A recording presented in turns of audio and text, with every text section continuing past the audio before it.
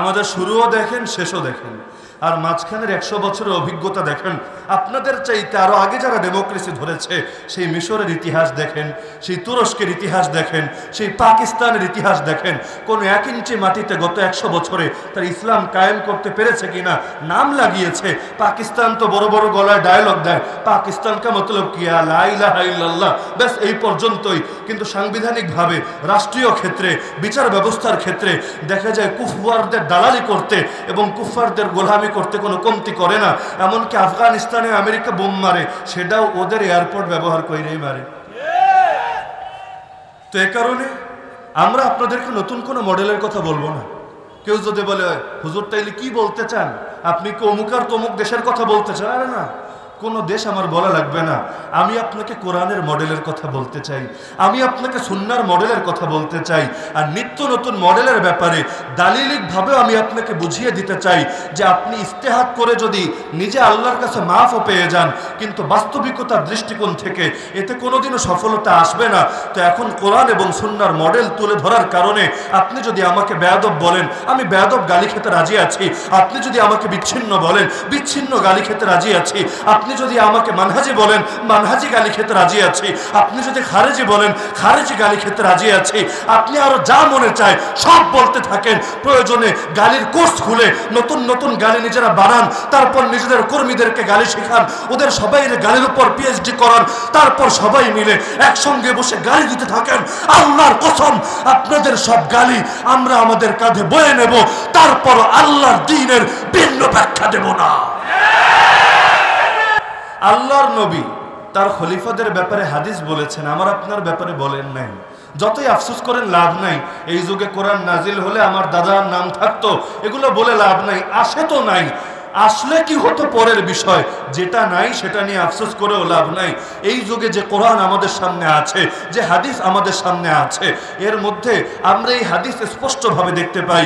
নবী বলেছেন, আলাইকুম বিসুন্নতি ওয়া সুন্নাতিল খুলাফাইর রাশিদিন আল মাহদিয়্যিন তামাসসাকু বিহা ওয়া আদু আলাইহা বিন নওয়াজিদ ওয়া ইয়াকুম মুহদাসাতিল উমুর ফাইন্না কুল্লা মুহদাসাতিন বিদআ ওয়া কুল্লা বিদআতিন দালালা। আরে উম্মত শোনো, তোমাদের জন্য করণীয় হলো আমার আদর্শকেও আঁকড়ে ধরবা। আর আমার পরে যে খুলাফায়ে রাশেদিন আসবে, 30 বছর পর্যন্ত যে খেলাফতে রাশেদা 5 জন সুশাসক পরিচালনা করবেন, তাদের আদর্শ আঁকড়ে ধরবা।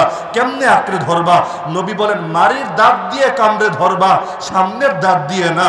সামনের দাঁত দিয়ে ধরলে জোরে টান লাগলে ছুটে যেতে পারে, দাঁতও ভেঙে আসতে পারে।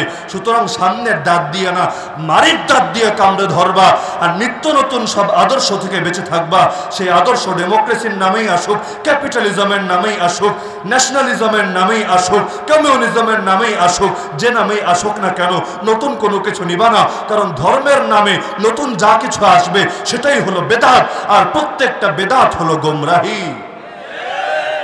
তাই নবী তো বলেছেন, আবু বকরের আদর্শ নিবা, ওমরের আদর্শ নিবা, ওসমানের আদর্শ নিবা, আলীর আদর্শ নিবা, হাসানের আদর্শ নিবা। ওমরের জামানায় যদি 20 রাকাত তারাবির ব্যাপক প্রচলন শুরু হয়, সব সাহাবীরা এটাকে মেনে নেয়, তোমাদেরকেও তারাবি 20 রাকাত পড়তে হবে। যদি আবু বকর ওমর তারা তাদের জামানায় কোরআনকে সংকলন করেন, তোমাদেরকেও সেই সংকলিত কোরআন তোমাদের জন্য দলিল হবে, তোমরাও সেই কোরআনকেই পাঠ করবে। এমনকি 3 তালাকের মাসালায় ওমর তার যুগে যে অবস্থান নেবেন এবং বাকি সাহাবীরাও যেটাকে মেনে নেবেন, তাদের ইজমা সাব্যস্ত হবে, তোমরাও সেটাকেই মেনে নিবা। তোমরা আয়েশা 2022 সালে ফতোয়াবাজি করবা না। না না, 3 তালাক দিলে 3 তালাক হয় না, 3 তালাক দিলে 1 তালাক হয়, অথবা রাগের মাথায় তালাক দিলে হয় না, হাসিতে খুশিতে লাফাতে লাফাতে তালাক দিলেই খালি তালাক হয়। এই জাতীয় উদ্ভট কথাবার্তা বলবা না, বরং 1 মজলিসে থাক আর 10 মজলিসে 3 তালাক দিলে সেটা 3 তালাকই হবে। তোমরা শুধু আমার আদর্শই নিবা না, খুলাফায়ে রাশিদিনের আদর্শও নিবা। এটা এই কারণে না তারা তোমাদেরকে নতুন আদর্শ দিবে, বরং এই কারণে আমি নবী যা করে গিয়েছি তারাও সেটাই করবে। তাদের ব্যাপারে তো দলিল আছে। আবু বকর যেভাবে নির্বাচিত হয়েছেন এটা নবী অনুসরণ করতে বলেছেন, ওমর যেভাবে নির্বাচিত হয়েছেন নবী অনুসরণ করতে বলেছেন, ওসমান যেভাবে নির্বাচিত হয়েছেন নবী অনুসরণ করতে বলেছেন। এই 3 ধরনের পদ্ধতি পাওয়া যায়। আলী এবং হাসান রাদিয়াল্লাহু আনহুম তাদের পদ্ধতি এই 3টার অন্তর্ভুক্ত, এর বাইরে নতুন কোনো পদ্ধতি পাওয়া যায় না। তো এই পদ্ধতিগুলোর ব্যাপারে তো দলিল আছে। তোমার দলিল কি? বাপে কইছে আর দাদায় কইছে, এটি কোনো দলিল না। অমুক বলছে আর তমুক বলছে, এটি কোনো দলিল না। আরে তুমি যদি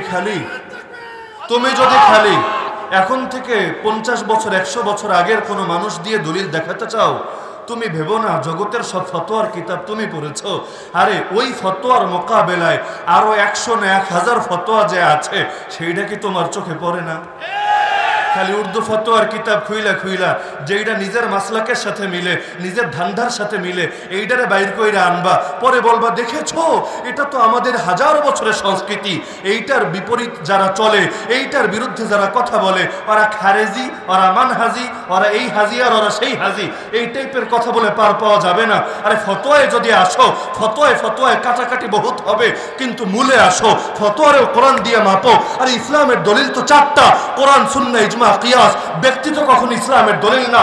আরে যারা নিজেদেরকে হানাফি পরিচয় দেয়, তারা আবু হানিফার পূজা করে না, বরং কোন মতের যদি দেখে এই মতের ক্ষেত্রে আবু ইউসুফের মত বেশি শক্তিশালী, ইমাম মুহাম্মাদের মত বেশি শক্তিশালী, ইমাম জুফারের মত বেশি শক্তিশালী, ইমাম আব্দুল্লাহ বিন মুবারকের মত বেশি শক্তিশালী, অথবা আরো পরে এসে আল বাহরুর রায়কের লেখক, ফতোয়া ইবনে আবিদিন শামিল লেখক, তাদের মতটা বেশি শক্তিশালী। উম্মত অধিক শক্তিশালী কেই নেয়, ব্যক্তিটা নিয়ে পড়ে থেকে কোরআন সুন্নাহর বুড়ে আঙ্গুল দেখায় না। তা আবু হানিফা বললেই যদি সেটা অন্ধের মতো মানা না যায়, ইমাম বুখারী বললেই যদি অন্ধের মতো মানা না যায়, যে বুখারী না পড়ে কেউ মৌলবী হয় না, যেই বুখারী না পড়ে কেউ আলেম হিসাবে সনদ পায় না, সেই বুখারীর সব কথাও যদি মানতে আপনি বাধ্য না থাকেন, বরং সব ক্ষেত্রে আপনি দলিলটাকেই সবার উপরে রাখেন, এই ক্ষেত্রে আয়েশা কেন মূলনীতি পাইলে যায়?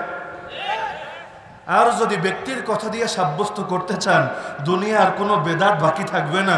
সব বেদাতের পক্ষেই কারো না কারো মত পাওয়া যাবে, সব বিচ্ছিন্ন মতের পক্ষেই কারো না কারো মত পাওয়া যাবে।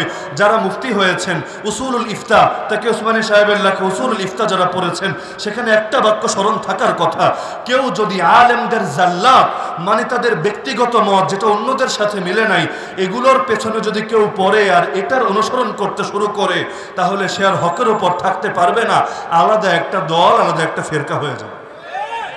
তো বলছিলাম, আল্লাহ যেমন খালি উজু করো বলেই শেষ করে দেন নাই, কেমনে উজু করবেন শিখিয়ে দিয়েছেন। নামাজ পড়ো বলেই শেষ না, কেমনে নামাজ পড়বেন একেবারে আপনার শুধু শিক্ষা না দীক্ষাও দিয়ে দিয়েছেন। হজ করো বলে শেষ না, কেমনে হজ করবেন শিখিয়ে দিয়েছেন। জিহাদ করো বলে শেষ না, কেমনে জিহাদ করতে হয় নবী নিজে 27টা রণাঙ্গনে থেকে, এরপর তার খুলাফায়ে রাশিদিন শত শত ময়দানে থেকে হাতে কলমে শিখিয়ে দিয়েছেন। একইভাবে কিভাবে দিন কায়েম করতে হয়, কিভাবে রাজনীতি করতে হয়। আপনি যদি ভাবেন আল্লাহ খালি বলেই অস্পষ্ট রেখে ছেড়ে দিয়েছেন, বোকার স্বর্গে আছেন।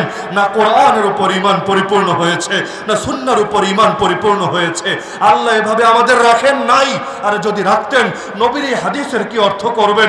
নবী বলে যাচ্ছেন, তারাকতুকুম আলা মাহাজ্জাতিন বাইদা লাইলুহা কানাহারিহা লা ইয়াযিগু আনহা বাদি ইল্লা হালিক। আমি তোমাদেরকে সুস্পষ্ট প্রমাণের উপর রেখে যাচ্ছি, এমন এক ধর্ম দিয়ে যাচ্ছি যার রাত হলো দিনের মতো। মানে কি, তোমাদের রাত অন্ধকার হয়, তোমাদের দিন আলোকিত হয়, কিন্তু আমি যেই ইসলাম, যেই ধর্ম তোমাদেরকে দিয়েছি, এ তো অন্ধকার বলতে, অস্পষ্ট বলতে, ধোঁয়াশাচ্ছন্ন বলতে, তামসাচ্ছন্ন বলতে কোনো কিছুই নাই। এর রাত হলো দিনের মতো।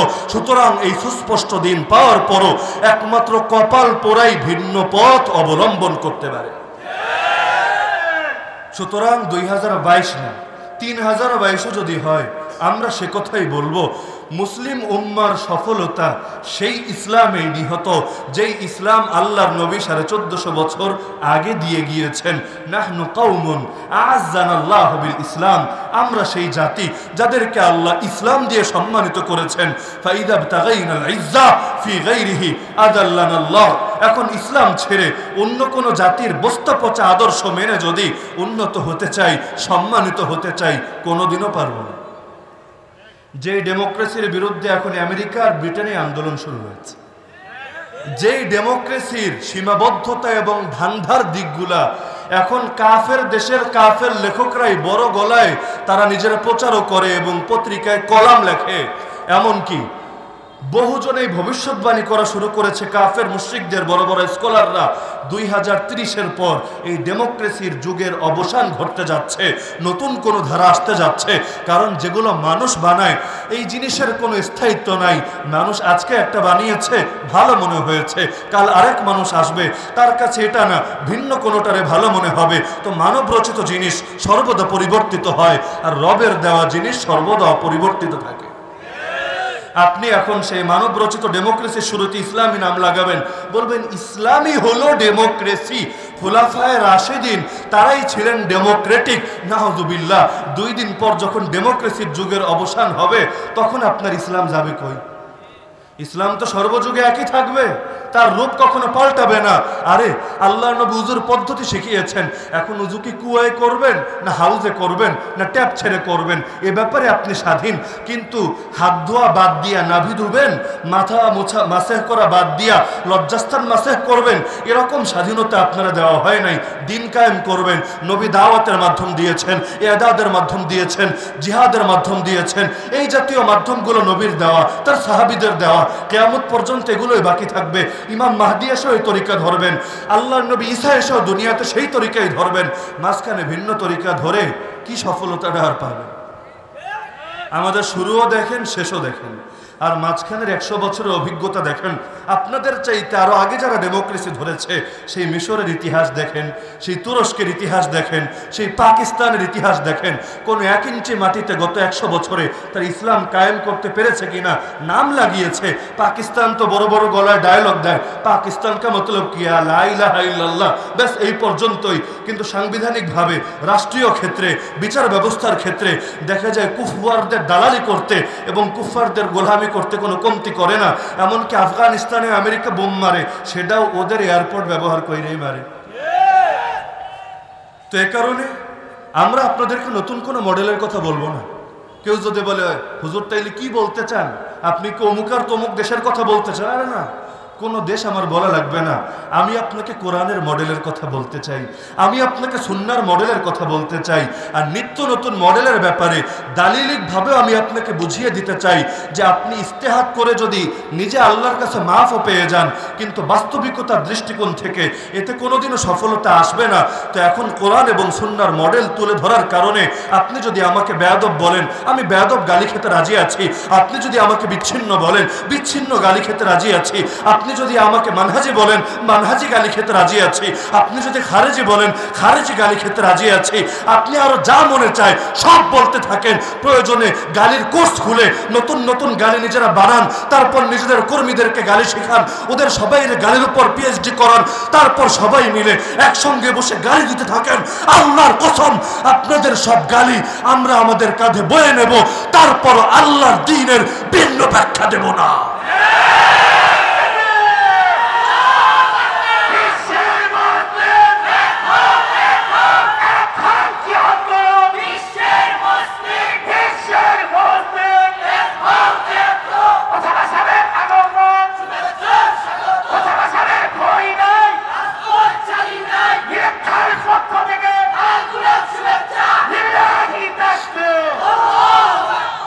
আমরা এই উম্মাহকে ঐক্যের কথা বলি, বিভক্তির কথা না।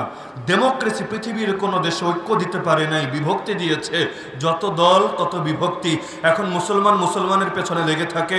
আপনার বিপদে আমি খুশি, আমার বিপদে আপনি খুশি। আমি বন্দী হলে আপনি মিষ্টি বিতরণ করবেন, আপনি বন্দী হলে আমি সংবাদ সম্মেলন করে আমি ধন্যবাদ জানাবো। এভাবেই তো চলছে দেশে দেশে। আরে যারা মুসলমান, যারা ইলমের ধারক এবং বাহক, তাদের মধ্যেও যদি এত ভাগাভাগি হয়ে যায়, এত বিভক্তি হয়ে যায়, উম্মত কার কাছে যাবে? আরে সাগরে এখন ঢেউ উঠেছে, নৌকা ডুবে যাচ্ছে অবস্থা, বিভিন্ন মানুষ নৌকা থেকে ছিটকে পড়েছে। এখন সবাইরা যদি আপনি বাঁচাতে চান, তাহলে একটা জায়গায় আনতে হবে, যেই জায়গায় এসে তারা মোটামুটি একটু আশ্রয় পাবে, কিছুক্ষণ বেঁচে থাকার একটু আশা করতে পারবে। এখন যদি আপনি উম্মতরে ডুবে যাওয়া উম্মতরে আরো ডুবাতে থাকেন, বিভক্ত উম্মতরে আরো ভাগ করতে থাকেন, এতে কি সফলতা আসবে? আরে সমস্যা তো শুধু বাংলাদেশের মুসলমানদের না, বর্তমান পৃথিবীর মুসলমানদের জাতিগত সমস্যায় নিপতিত আমরা। সারা পৃথিবীতে এক সময় আমরা ছিলাম মাথা উঁচু করে বেঁচে। 1924 পর্যন্ত সারা দুনিয়ায় আমাদের ঐক্যের কেন্দ্রবিন্দু ছিল। মুসলমানদের একক নেতৃত্ব, একক কর্তৃত্ব ছিল। বিপদে পড়লেও সাহায্য চাওয়ার জায়গা ছিল। কোনো হালত মুশকিল হালত আসলেও কোথায় গিয়ে আশ্রয় পাওয়ার মতো জায়গা ছিল।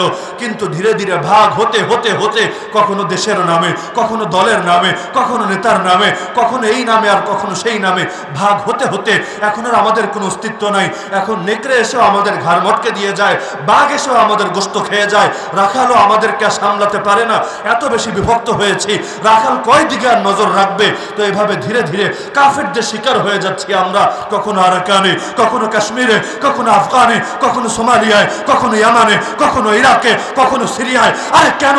জাতি যদি এক হই, তোমার দুঃখে আমি কাঁদবো, আমার দুঃখেও তুমি কাঁদবা, তোমার বিপদেও আমি পাশে থাকবো, আমার বিপদেও তুমি পাশে থাকবা।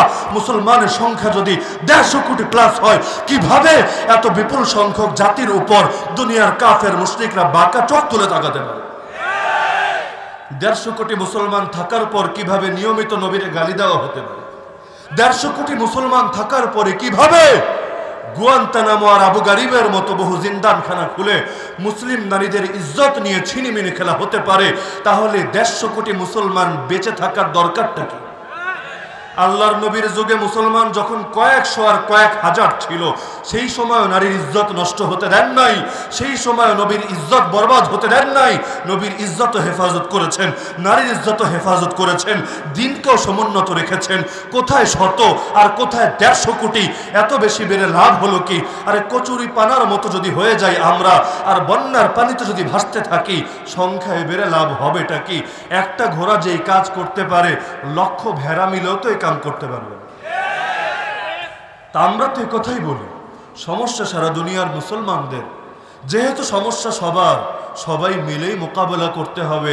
আমি একাও পারবো না, আপনি একাও পারবেন না, আপনার কয়েক লাখ কর্মী নিয়েও পারবেন না, আমার কয়েক লাখ অনুসারী নিয়েও পারবো না। জাতিগত সমস্যা জাতিগতভাবেই মোকাবেলা করতে হবে। মোকাবেলার ফর্মুলা কি হবে? আপনি দিবেন এক ফর্মুলা, আমি দিব এক ফর্মুলা, আরেকজন দিবে আরেক ফর্মুলা, আরেকজন দিবে আরেক ফর্মুলা। যত মুখ তত কথা, যত মাথা তত মত। কিয়ামত পর্যন্ত ঐক্য হবে না। ঐক্যের ফর্মুলা আল্লাহ দিয়েছেন, ওয়াতাসিমু বিহাবলিল্লাহি জামিআ। সবাই মিলে আল্লাহর রশি অর্থাৎ কোরআনকে আঁকড়ে ধরো।